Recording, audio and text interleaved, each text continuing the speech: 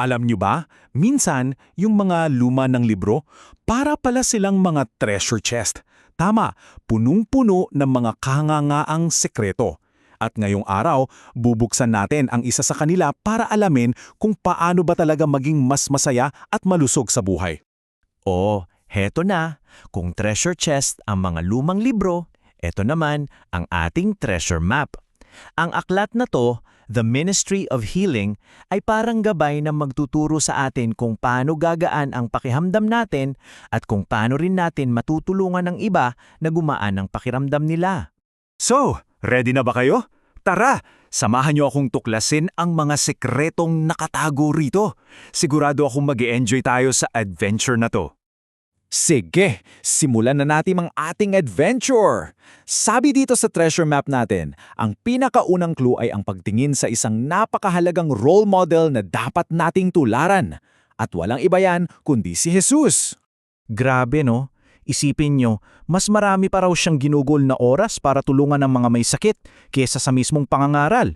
Ibig sabihin, sobrang importante talaga para sa kanya na matulungang gumaling ang mga tao. Hindi lang sa katawan na, kundi lalo na sa puso nila. Tingnan nga natin kung ano-ano ba yung mga ginawa niya. Well, nagpagaling siya ng may sakit, inaliw niya yung mga nalulungkot, niyakap niya ang mga bata. Basically, nagpakita lang siya ng kabaitan sa lahat at nagbigay ng pag-asa. Ipinakita niya kung paano magmahal sa gawa, hindi lang sa salita. Kaya pala, napakasimple lang na aral dito, di ba? Kung gusto nating malaman kung paano maging masaya at malusog, tingnan lang natin yung buhay niya. Nandun na lahat ng clues na kailangan natin. At ngayon, heto na. Yung unang-unang malaking sikreto na ibubunyag sa atin ng libro. Ready na ba kayo? Eto yon. Sobrang mahalaga para sa Diyos ang mga katawan natin. Gusto niyang maging malusog at malakas tayo palagi. Ang ganda ng mensaheng to, di ba? Ipinapakita nito na ang gusto ng Diyos para sa atin ay maging okay tayo sa lahat ng bagay. Malusog yung katawan natin at masaya rin yung kaluluwa natin. Kumbaga, balanced.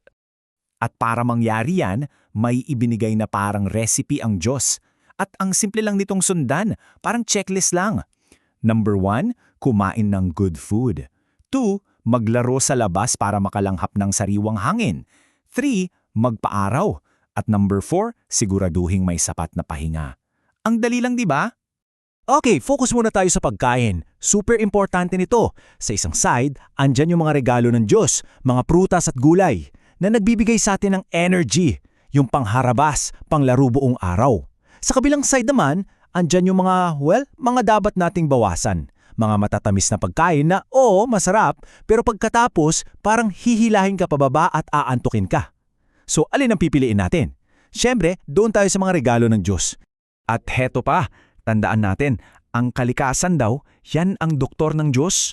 Yung simpleng paglanghap ng sariwang hangin, yung init ng araw, yung mga puno, lahat yan parang gamot na nagpapalakas at nagpapasigla sa atin. Kaya mamaya, labas tayo at maglaro ha. Okay, next secret na tayo. At magugustuhan nyo to. Alam nyo ba na lahat tayo meron tayong parang superpower? Oo, totoo. Isang superpower para makatulong sa iba. At hindi to gamot ha. Ang superpower na to, kabaitan.